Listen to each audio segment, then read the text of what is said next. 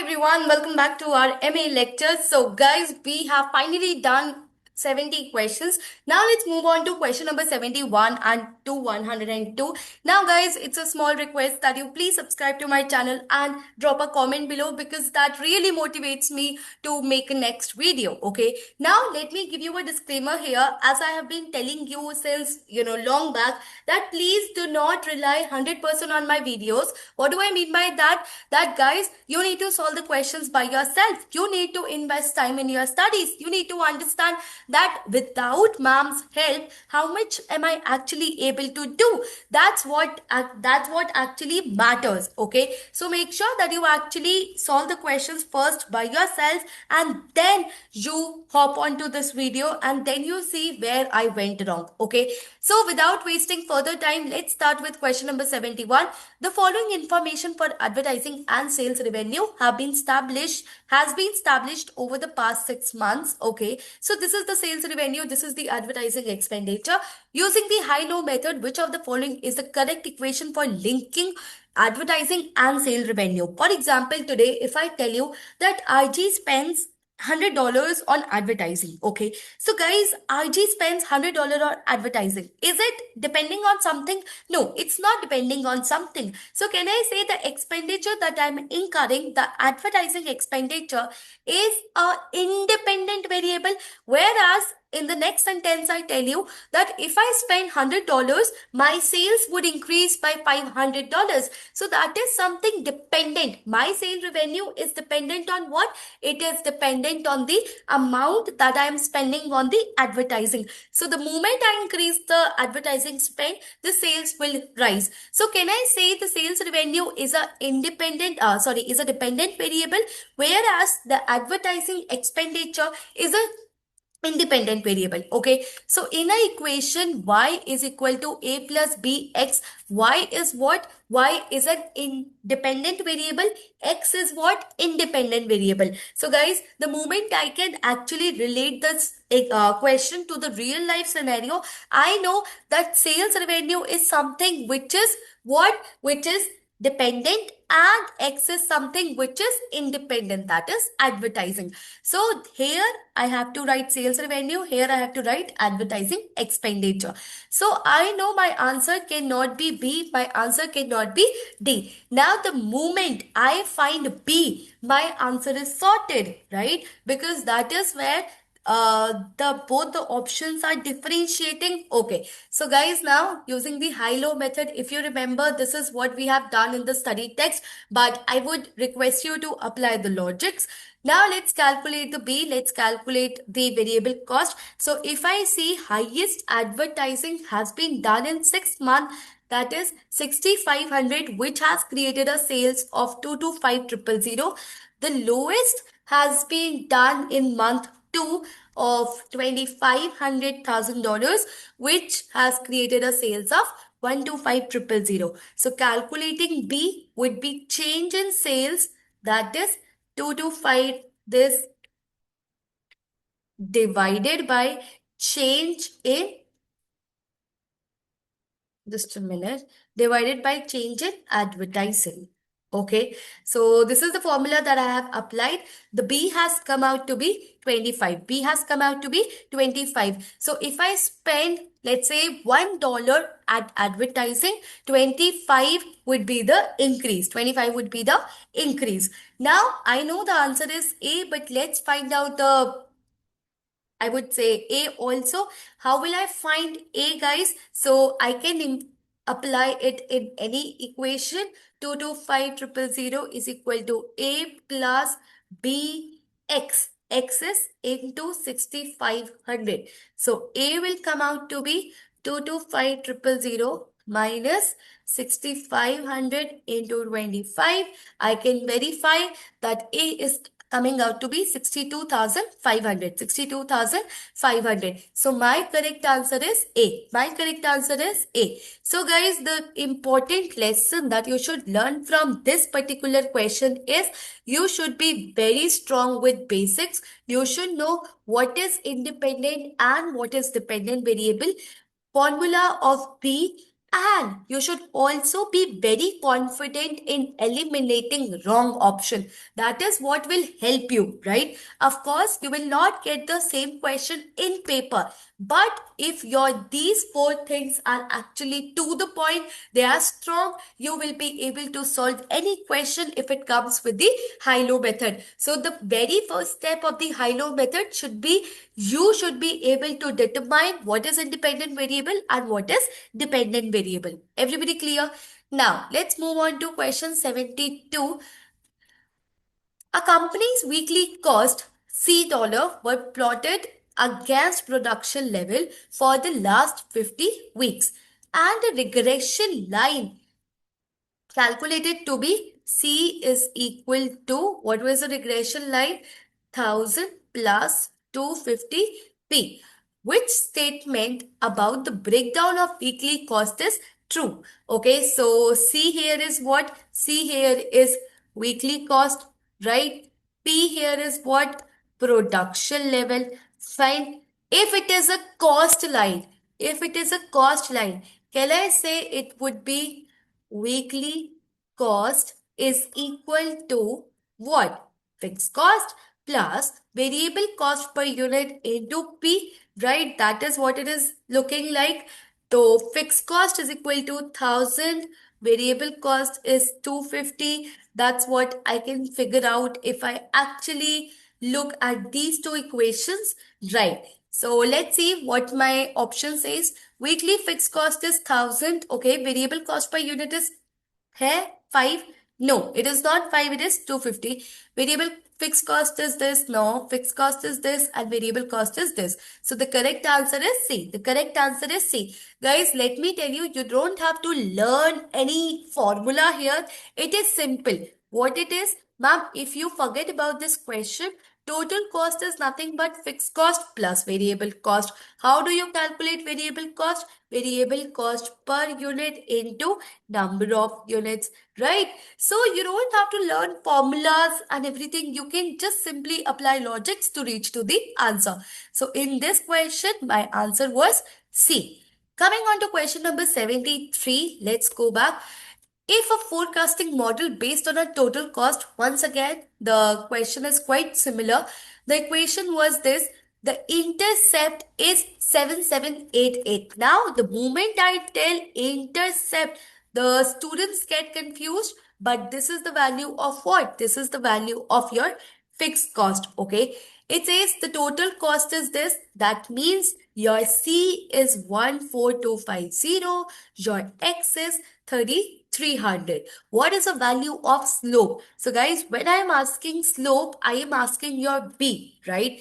So y is equal to a plus bx. If I talk about this equation, y is nothing but your fixed cost, that is 14250, is equal to a, that is fixed cost, which is 7788 in our case. B we don't know, but we know number of units, that is x, which is 3300. So I can calculate the P quickly. So it would come out to be 14250 minus 7788 divided by 3300. So this is coming out to be 1.95. Is it? 64. Okay. 7788. Wait. 7788 14250. Okay. Okay, guys, we have done a small mistake here. This is 14520, not 14250. It is 520. I'm really sorry. I have done just a small mistake here. See, even you can do this mistake in your paper that you just twist the digits, so it can lead to wrong answer. So the correct answer is 2.04. Fine. You should learn from my mistake also. So learning from this question would be, please apply correct values to the calculator. Okay. So make sure that while you are entering values at Calci, you are entering the correct values. Fine. So the question was very easy. Once you know the line equation, you will be able to quickly understand. Now, coming on to question number 74, the coefficient of the correlation coefficient R for measuring the connection between two variables x and y has been calculated as 0.6. Okay. How much of the variation in the dependent variable y is explained by the variation in independent variable x? So in short, if you understand, it is calculating, it is telling you to calculate coefficient of determination, which is nothing but x square, which is nothing but x square. So if I calculate x square, that would come out to be 0.6 raised to the power 2. Okay, so this is 36, 0.36, but if I convert it into percentage, it will come out to be 36%. It will come out to be 36%. So the correct answer here is A. Very easy question. I don't think you should revisit this question, considering the level of difficulty. Question number 75. A company using regression analysis. As soon as I see the regression analysis, I know in my formula sheet, this is what they are talking about. Regression analysis. Okay. To establish its selling overhead cost for budgeting purposes, the data used for the analysis is as follows. Okay. Month is this, number of salesman is this, sales overhead cost is this. Fine. The gradient of the regression line is 4200. Fine. Using a regression analysis, what would be the budgeted sales overhead cost for the month if there are two salesmen employed? So guys, we have been given a data that you have 3, 6, 4, 3, 5 salesmen in different months. Fine. Now they are telling you what would be the total overhead cost, sales overhead cost if there were two salesmen. If there were two salesmen. Fine. Now, if I actually tell you, first of all, you will have to set up the line equation. What was the line equation, ma'am? Y, same equation, right? Now, this would be nothing but your sales overhead cost. That is what we have to calculate, right? We have to calculate A. B we have been given. What is B, guys? B we have been given as 4200. We have been given X also. What is X in our example? X is the number of salesmen, right? How many salesmen they had told us to calculate? Two, right? So now all I need is A and I will be able to find out my answer. I will be able to find out my answer. Now, once again, you need to understand what is dependent, what is independent. Okay. Now, when it comes to, let's say, your number of salesmen, is it independent or is it dependent? Ma'am, it's independent, right? It's independent. So can I say X would be your number of salesmen? Okay. Ma'am, the moment you increase the number of salesmen, your sales overhead cost will rise. So your sales overhead cost is what? Dependent variable. It is a dependent variable. You need to determine what is Y, what is X, and on what basis you will be determining what is Y, what is X, whether it is an independent variable or whether it is a dependent variable. Everybody clear? Now that I know that I have X, Y, I can use this formula. Guys, can I use this formula? So it is basically A is what? Sigma of Y, that is sum of Y upon N, and sigma of X into B upon N. Okay. So let's actually copy paste the formula so that we don't forget about it. Fine. Now, Y is what? Y is sales overhead cost. Okay. So, ma'am, the total is coming out to be 183,000 divided by N. That is number of months. That is number of month. Okay. N is 5. N is 5. Why did I take 5? Okay, I got a question. 1, 2, 3, 4, 5. So we have been given data of 5, right? That's why I'm taking n to be 5. Now, this is what is this first variable. Fine. Let's do in this manner. Wait. Fine. Minus what? Minus B, that is 4200 into sigma x, that is sum of x. X was number of salesmen, which total is given out to be 21. Everybody is clear with this? But I have to divide it by 5. So another bracket that I require. It is coming out to be 18960. What is it? Guys, this is A. This is A. What do I have to calculate? I will have to calculate Y. Now, how can I calculate Y? I know A plus BX. B was 4200. X was 2 salesmen. So it is coming out to be 27360. 27360. That is the correct answer. That is the correct answer. Everybody clear? Everybody clear with this question? Now, which of the following are correct with regard to regression analysis? In regression analysis, the N stands for the number of pairs of data. Right? So this is something that is correct, that number of data represent the N. Ex square is not same as the calculation of sigma x square. That is absolutely correct. For example, if I have x data to be, let's say this, the sigma x square would be,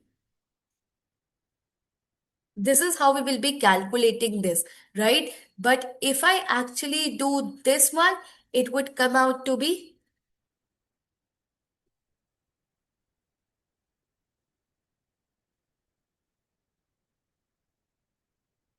this. So of course they will not give you the same result. So I know the second statement is correct, that they are not same. So any option that does not have 2 in it, I will simply eliminate. Any option that does not have A in it, I will eliminate, because I know first option is correct. Okay. So now the only option we have is A and D. EXY is calculated by multiplying total value of x and total value of y. No guys, this is not total value of x and y. You have x, you have y, you will multiply x and y, and so x and y would be multiplied. Whatever total comes in, that is what sigma x y is. Everybody clear? So this is incorrect. This is incorrect. Now, so third statement is wrong. So I know the answer is A. I know the answer is A. Everybody clear? Now, regression analysis is being used to find the line of a best fit. We already know from 11 pairs of data. So N has been given as 11. The calculation have produced the following information: sigma x, sigma y, ex square, ey square, this. Okay. So we have to find out the value of B. We have to find out the value of B. Now, I will be using the formula sheet for this question. I know this is the value of B. Let me just quickly copy paste the values here so that we can apply on the formula. Okay. Now, this is the formula that I have. Let's calculate the numerator first. Numerator would come out to be first bracket n, that is 11, into sigma xy. Sigma xy, that is 1, 3, 4, 6, 7. Okay. Divided by, this is come, no, I will have to minus it. Sigma x into sigma y, 440 into your 330. Everybody clear with this? Everybody clear with this? So this is coming out to be, what is the issue?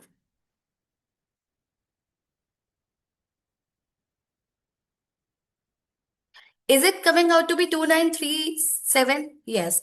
Denominator will be calculated as n into sigma x square 17986.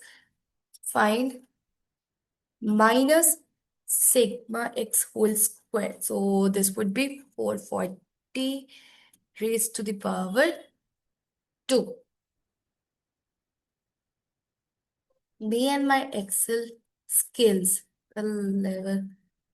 Is it coming out to be 4246? Okay, now we have numerator divided by denominator. So it is coming out to be 0.691. Do we have to write the values or do we have to tick? So the value would be 0.69. 2 decimal places. Okay, so that would be the answer. Very easy if you have formula sheet and if you don't do this mistake. Now, coming on to question number 78, let's try that.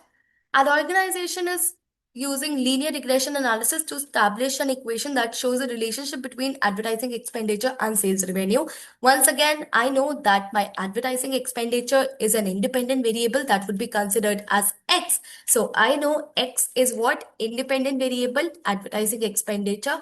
Y is what? Dependent variable, my sales revenue. Fine. You have to calculate the values of sigma x, sigma y, n. So 1, 2, 3, 4, 5. N is 5. I don't know why they have taken us 10. So C and D cannot be the answer. Now, the only thing that will actually, conclude you to the wrong answer is if you don't determine these two values correctly. Now I know independent variable is advertising, which would be X. So I will simply total it.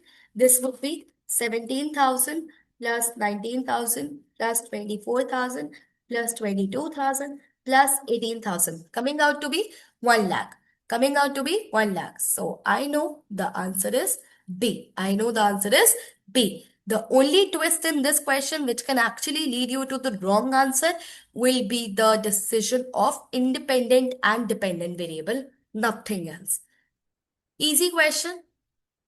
Coming on to the next question. The coefficient of determination has been calculated as 60%. So guys, what does the 60% means? That if there is a variation in a dependent variable, it is explained by the variation in independent variable. So let's say, for example, if my, let's say sales revenue is increasing by 60%, that would be explained because there was a change in the independent variable, that was a advertising expenditure. Okay. So what does it actually means? 40%, no, we don't see this to be the variation. This is the variation. 60% of the variation in the dependent variable y is explained by the variation in independent variable x. Okay. 60% variation in dependent variable x is explained by the variation in the independent variable y.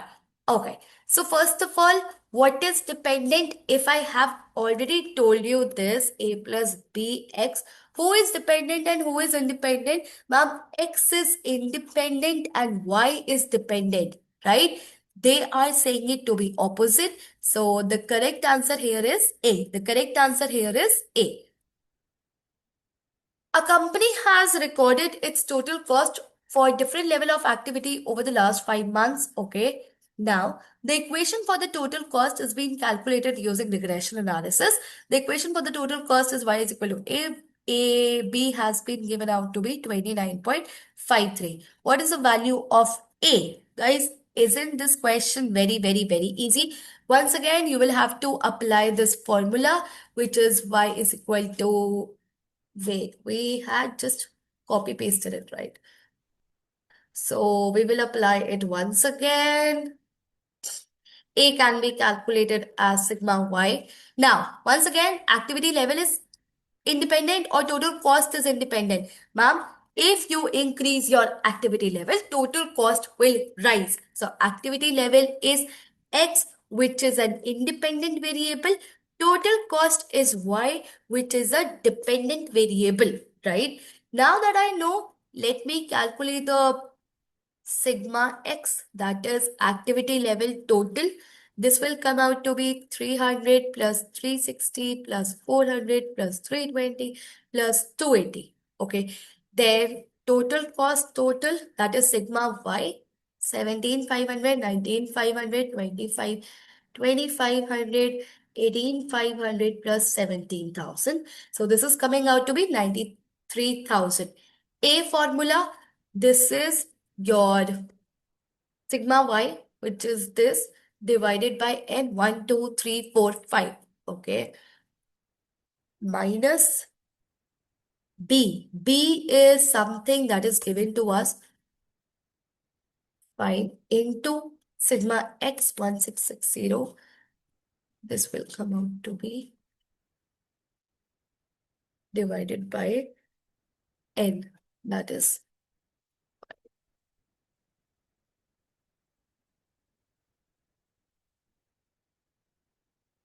what is the issue?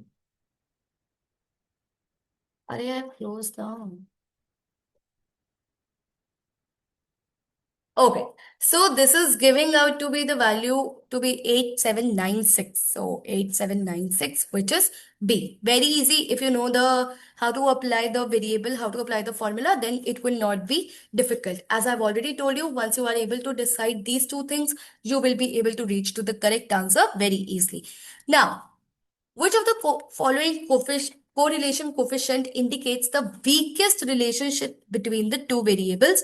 Now, if you know the values lies from -1 to 1, right? So -1 to 1 is the weakest, is the strongest, right? Because they are at our extremes. So this is actually positive correlation. This is actually negative correlation. So the nearer you are to the zero, the less correlation would be there between the variables, right? So if I see minus 0.6 or your 0.4, which is nearer to the 0.4. So the correct answer is B. The correct answer is B. The nearer you go to 0, the weaker your relationship will become, right? Because that shows there is no relation. Zero is nothing, no relation. Okay. So if you are at -1, extremely negative. If you are at +1, extremely positive. So this is more negative. This is more positive. The moment you are reaching towards zero,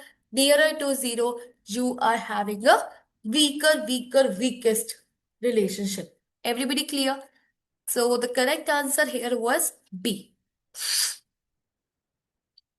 Now, going on to question number 82, regression analysis is being used to find the line. Again, what is the value of A? Guys, I am literally tired now. You have to use the same formula. What is the value of A in the line equation for the line of a best fit? Once again, here you will have to calculate B first and then you can move on to A first. You know both the formulas. I have applied it multiple times. First of all, apply B formula and calculate B. Once you have B, you can calculate A. You can calculate A. I am leaving this question to you because this is very easy. Does not make sense that I keep on doing the same thing again and again. Here, you even don't have to make the decision that whether it is an independent or dependent because it has already given you everything that you require for the question. Just make sure that the question has asked for the A, not B. So there is a possibility that you may stop at B thinking, oh, I have applied the formula, but the question has asked for A. Okay. Question number 83, using regression analysis, what is the variable cost per unit? Once again, they are telling me to calculate B. They are telling me to calculate B. Okay. So B, if I know, requires N, XY, this. So am I given all the datas? Now, I know production level is what? Production level is an independent variable. That would be your X. Overhead cost would be your Y because that's a dependent variable. Everything has been given to you. You can simply apply in the P formula. Let's apply it if you wish to do it with me once again. In case you know the concepts, you can skip it to the next question. Okay. B. Let me just copy paste the formula so that I know.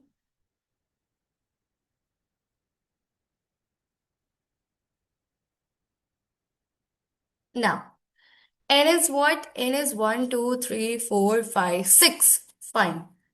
N is yours. First of all, I'm calculating the numerator.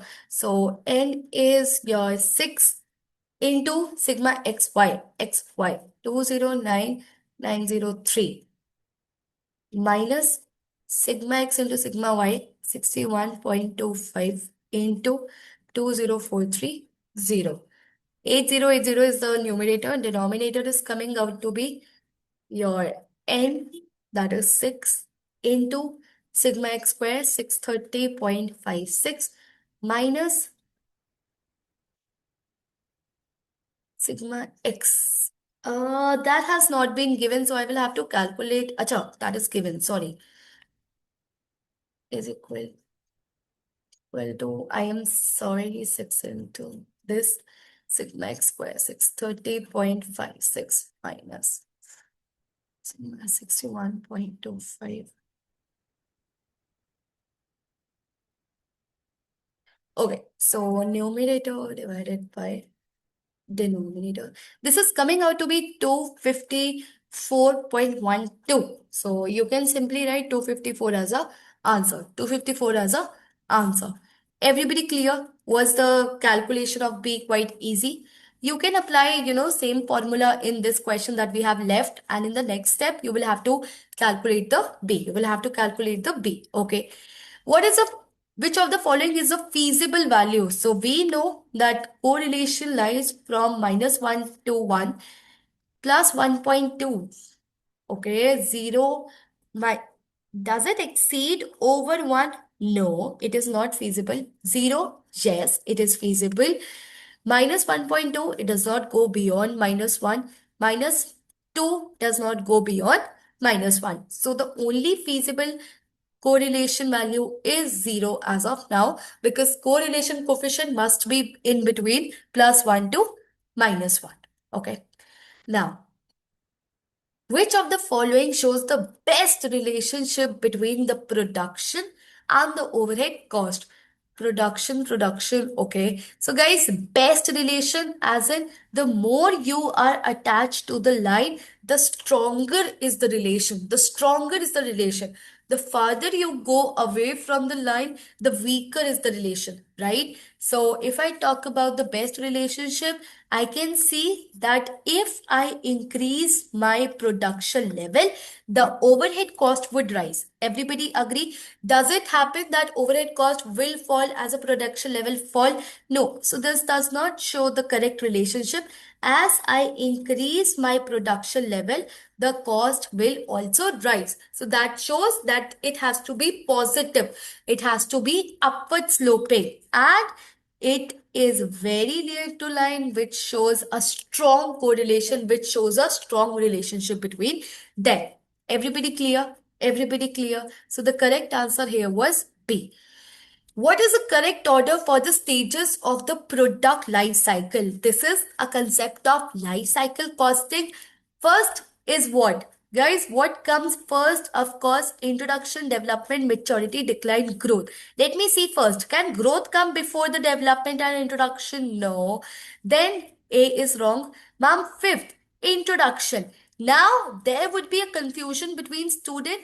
Guys, introduction come first or development come first? For example, today I introduce you to the concept of RG, but RG was well developed before it got introduced. Before I actually announced my website in the market, I had to spend in the R&D. So R&D, the development comes first and then the introduction comes first.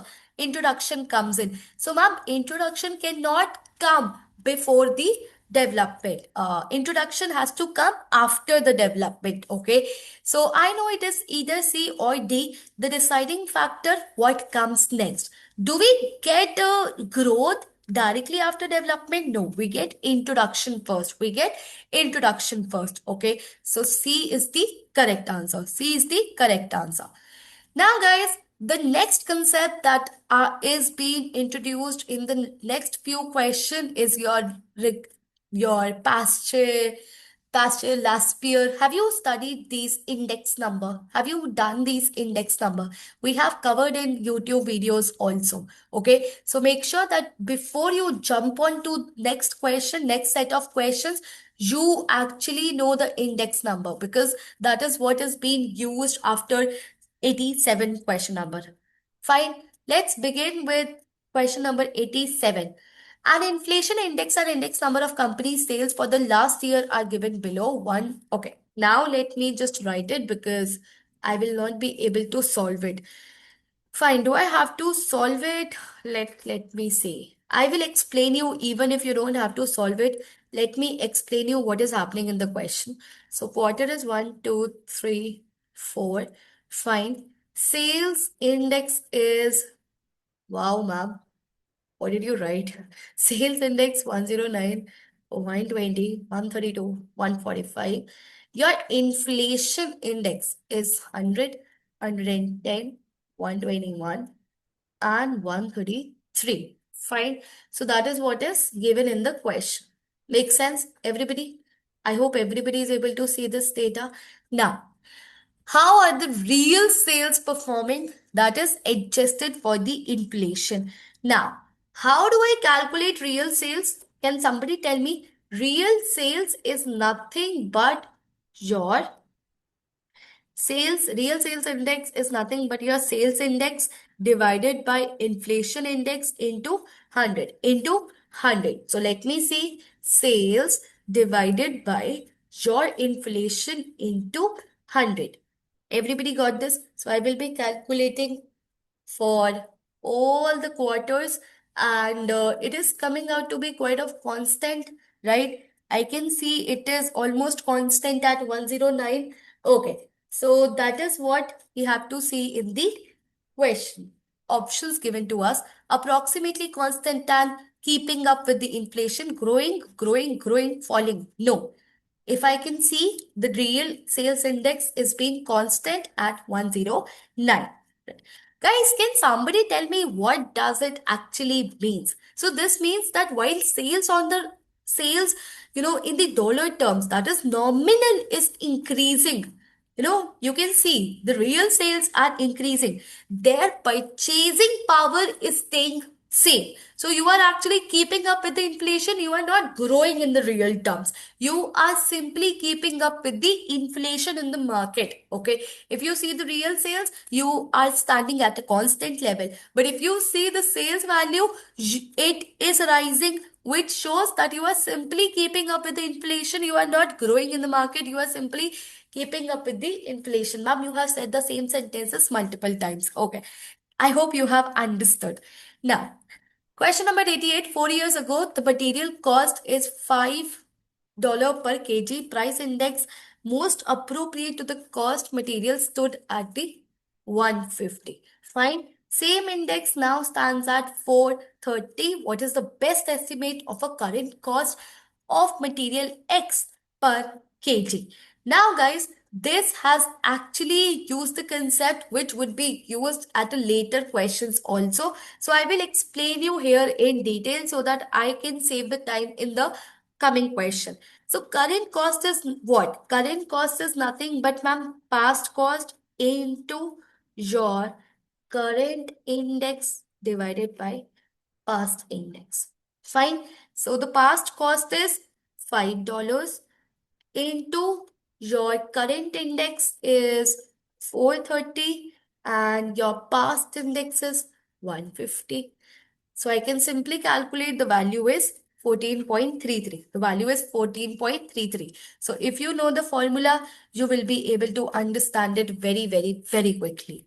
My Wi-Fi got off. I don't know how things happen. But let's go to question number 89. Question number 89 is very easy, and there is a possibility that you may not be able to understand as to what they have done in the exam kit solution. So I will be doing it little bit in advance just to make sure that my students understand what is happening in this question. So we have been given production units and overhead costs at different levels. Now, using high-low analysis, you need to understand what is the variable cost in the Jones prices. Now, if you rectify formula, completely fine for me, but you need to understand one thing. See, what is happening in different months? Just give me a second. I will copy paste the data.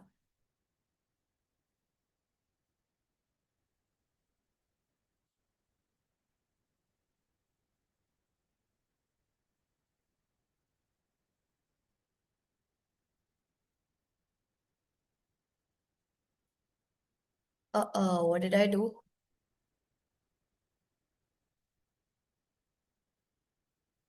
Okay.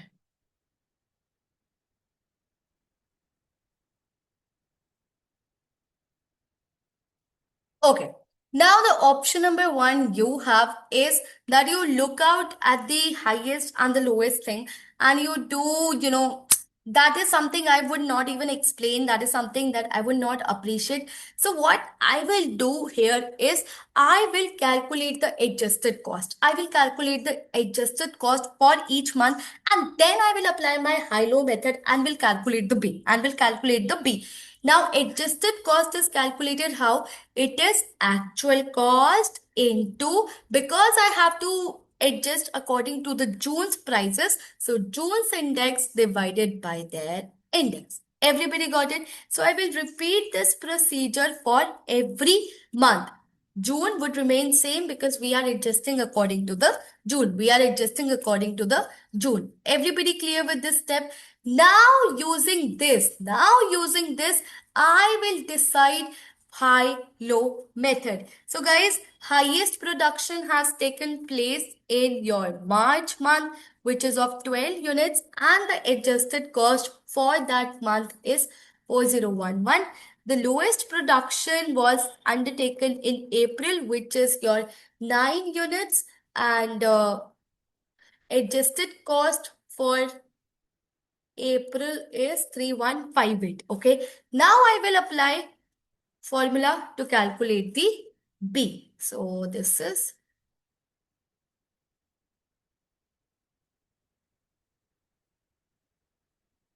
fine. This is coming out to be 284. This is coming out to be 284. So you can calculate the adjusted if you are comfortable doing it at one go. I have calculated adjusted cost first and then I have applied the high-low method. Everybody clear? Everybody clear? So you can simply apply to any formula just to check whether you have calculated correct B or not. Guys, clear with this question? So here the twist, the important part was only this part. You can mark this question to be important. The following data have been given for the next two questions. So next two questions would be based upon the same data. Make sure that you read the data, interpret the data correctly. Calculate the weighted price index for the four products with 20x1 as a base using 20 sales quantity as a sales. Okay, sales quantity as a weight. Fine. The managers of a catering division of a hospital wish to develop an index number series for measuring changes in the food prices. As an experiment, they have chosen four items in general use which are summarized to be this.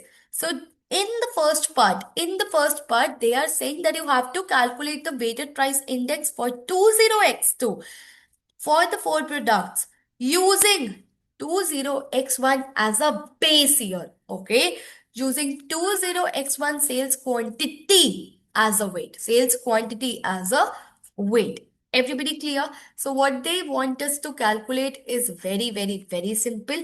So this is nothing but if you are able to understand, this is weighted price index. That is last year's, right? So last year, let me quickly, I would say, copy paste the data. Or you can skip the video where I have copy pasted and done it. So this would be your P1. This okay, they want us to use X1 as a base. Okay, so this would be P0. This would be P1. So 0.251.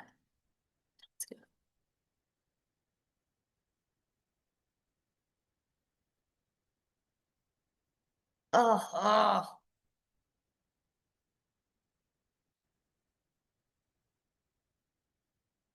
U0.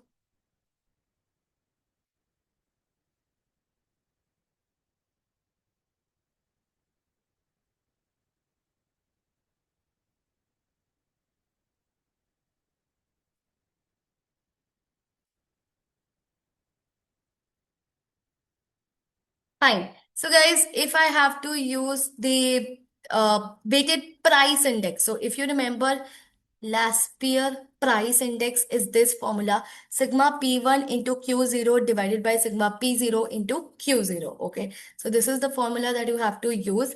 Calculating, first of all, price index, that would be your, let's calculate numerator first.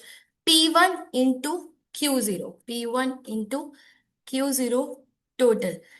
But here is a twist. Here is a twist that you will have to consider the price index also. You will have to consider the price index also. Okay. So I will calculate price index.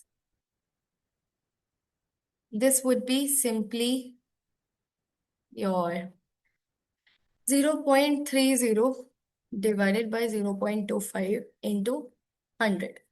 So I can simply calculate here only. Wait.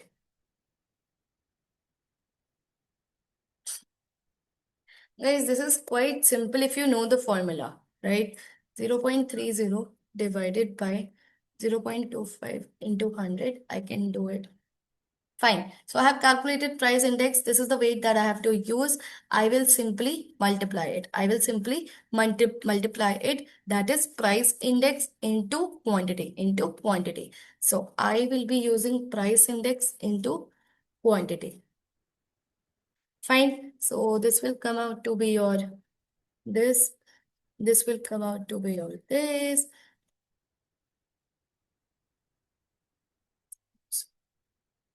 This is 6,000. Okay. Now, weighted price index. Weighted price index is nothing but your this divided by this. So it is coming out to be 119.9. 119.52. So it would be around this B. Fine. Everybody got this. Everybody got this. Now, guys, the next question says that you have to calculate it weighted quantity index. You have to calculate it weighted quantity index. If I go to the, what I have is weighted quantity index for these four products, and you have to use sales revenue as a weight. You have to use the sales revenue as a weight. So basically, they have changed the base here, and it is very, very, very slightly different from your 90th. So this is once again very easy. Instead of price index now, you have to use the quantity index. So how will I calculate the quantity index here? This is quantity index. Quantity index can be simply calculated by this divided by this into 100. Got it? Once you got the quantity index, now they say you have to use the revenue as a weight. How will I calculate revenue? Guys, revenue can be calculated this into price. Price is what? This. I can simply calculate the revenue. Now I will do the quantity index into revenue. So that is this into this. Clear? So once again, you can simply quantity index that okay. Fine, this was quite easy, and revenue and your. So this will come out to be this divided by this 118.27, 118.3. So now guys, let's move on to the next question, which is question number 92. Now the trend question has come into picture. These are the months and these are the sales volume that has been given to you. The sales volume trend is to be identified using a 5-point average. So basically 5-point average is nothing but you have to take a cumulative of 5 months data divided by 5, and a trend will come into picture, and a trend will come into picture. Okay, so how will I calculate the trend for the very first thing? 1 2 3 4 5, 1 2 3 4 5, okay, divided by 5. Fine. So this will come out to be 172100149,600 plus 16580, 182,600 plus 160,100, okay, divided by 5, divided by 5.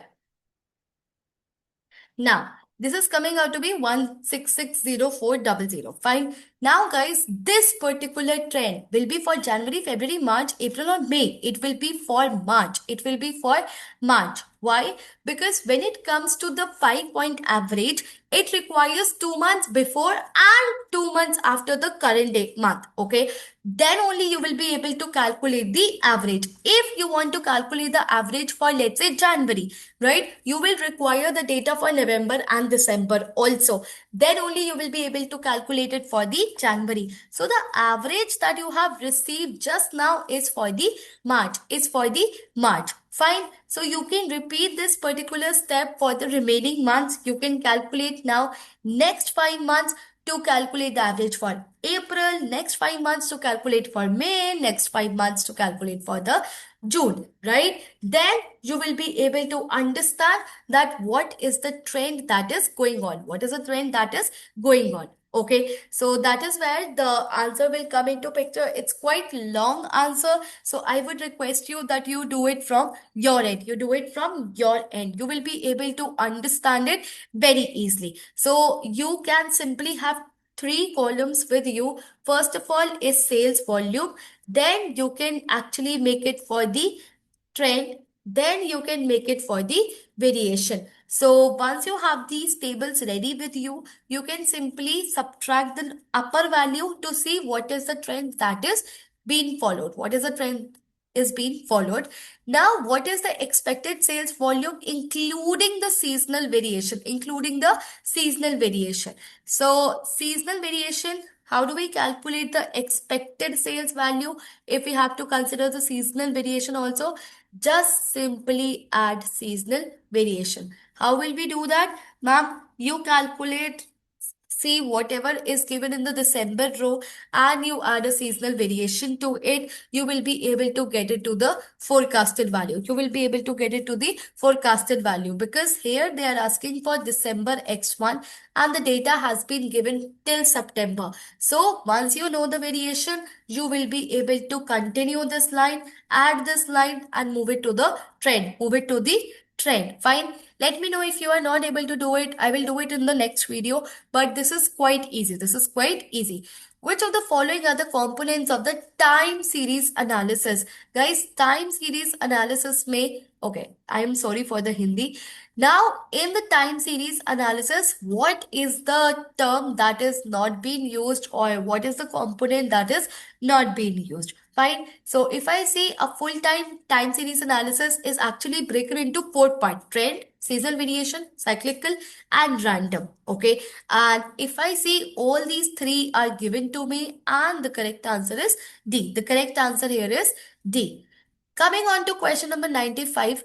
2 years ago, the price index appropriate to cost of material X had a value of 120. It now has a value of 160. Material cost is 2000 per kg today. What cost it would be 2 years ago? So basically, past value is nothing but your current value into past index divided by your current index. Okay, so past value, I don't know. Then current value is 2000 into past index, that is 120, divided by current index. So the past value is coming out to be 1500. Fine. It is very easy if you know the formula. Now, 96, a time series model of sales volume has the following trend and additive seasonal variation.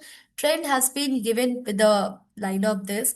Then, where Y is equal to quarterly sales volume, X is the quarter number. Okay, seasonal variation has been calculated as this.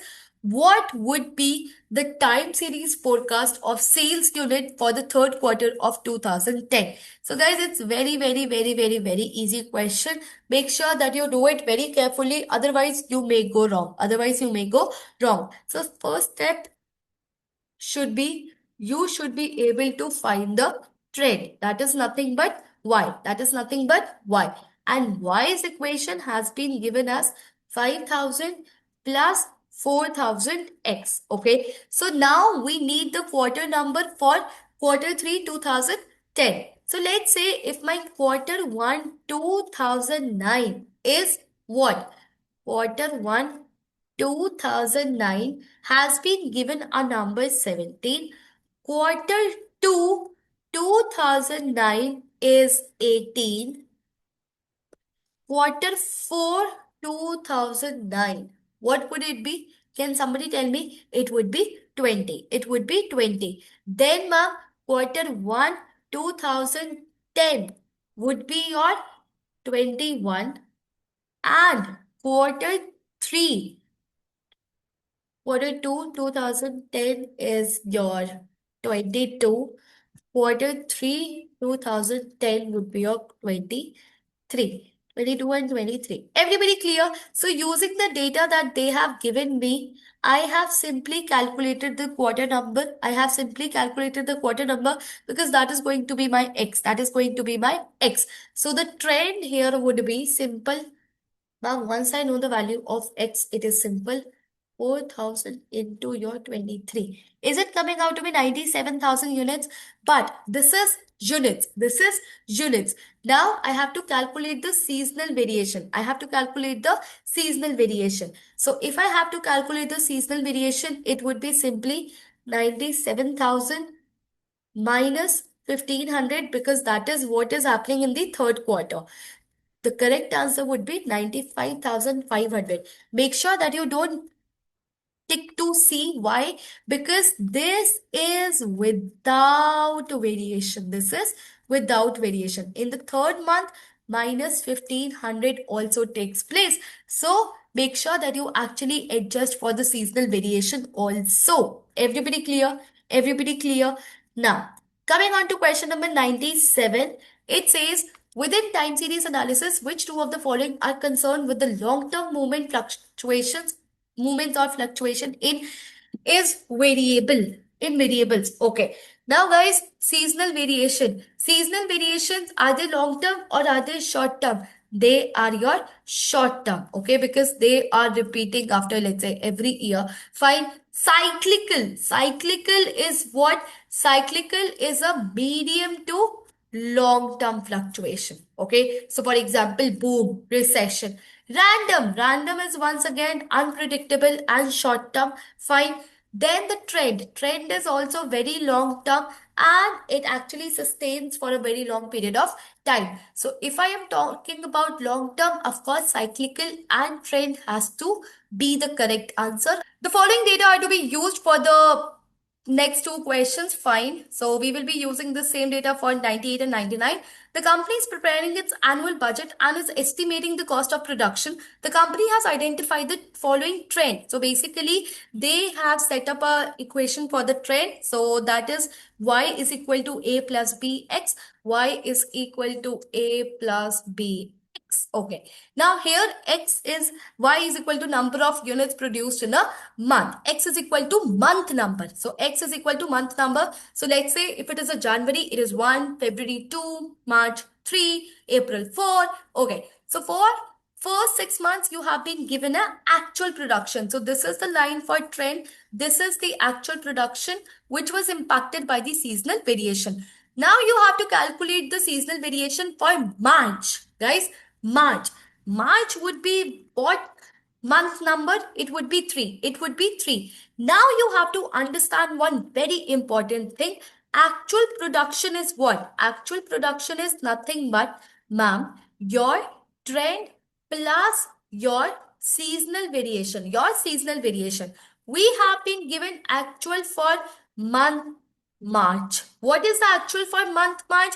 Ma'am, it is 3,500. We have a trend line. We can calculate trend for month March. Can somebody tell me how? Ma'am, you can simply put up X value in the equation. So that would be your this. Now you have trend. You have your actual. Can I simply calculate seasonal? Can I simply calculate seasonal variation?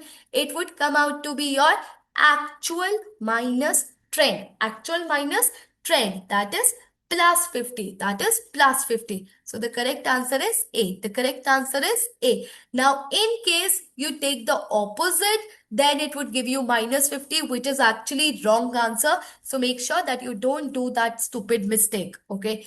Now, question number 99, what is the expected production for March 2000 X2? So guys, we are here with the data of X1. You have to calculate for the March X2 using the additive model. The biggest challenge in this question would be to calculate what would be the month number for March X2. If you have sorted that out, it would be a very great question for you. So guys, let's apply simple logic. If my Jan 2000 X1 is month 1, can I say Jan 2000 X2 would be 13th month? Right. Feb X2 would be your 14. March X2 would be your 15. Fine. Now can I simply calculate the trend? How can I calculate the trend? I can calculate the trend by 3000 plus 15 into 150. Okay. Actual. How will I calculate the actual? Ma'am, do we have to calculate the forecast or do we have to calculate the actual? Wait, let me just read the question once again. We are to calculate expected after adjusting the seasonal variation. Okay, so I will have to now calculate the seasonal variation. Did I just calculate seasonal variation? Yes, ma'am, you just calculate seasonal variation for March. That was 50. That was 50. So now your actual would be what? Your forecast would be what? Your forecast would be trend plus seasonal variation. That is what we have written. Your forecast is trend plus seasonal variation. That is C. That is C. Guys, please make sure that you do adjust for the seasonal variation because the question has clearly said it. The question has clearly said it. Okay, now we don't have to use the data because it was for the first two questions only. The product life cycle model has 5 stages. How many of the stages as it thought that a loss would be made?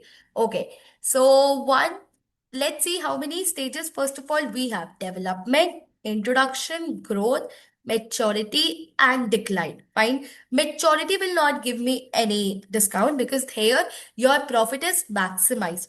Growth is a stage where you have finally recovered fixed costs and your profits are very low, but they are beginning. Okay. So growth is also not a loss making situation. Development, yes, because you are only incurring cost and no revenue. So losses made. Here, introduction, your heavy marketing cost, your promotion cost. So sales are very low and losses typically be made. Decline, yes, but your sales is falling, your competition is again very high. So there is a possibility that you again do the losses. So guys, there could be 3 reasons as to why you are 3 stages where you will be making losses: development, introduction, and decline. Fine. So yeah, the correct answer is C. Finally, the last 2 questions and we have reached to the end of the video. You have to use last year and past year model. Guys, this is the formula that you have to use. Last year, price index, this one, and past year quantity index. Okay, so make sure that you apply this formula and you reach to the solution. It is very easy. I am not doing this question, so you have to take it as P0, sorry, Q0. This would be Q1, this would be P0, this would be P1. In this, you have to calculate price index, sigma P1, Q0, just multiply P1 and Q0 and add it up. P0 and then Q0 and then add it up. Okay, so this is very easy. Make sure that you apply the correct value. And that's it for this particular video. Thank you so much for watching it till the end. If you are watching it till here, you have actually done all the questions with me. So I really appreciate it. Bye-bye. Take care. I'll see you in the next video.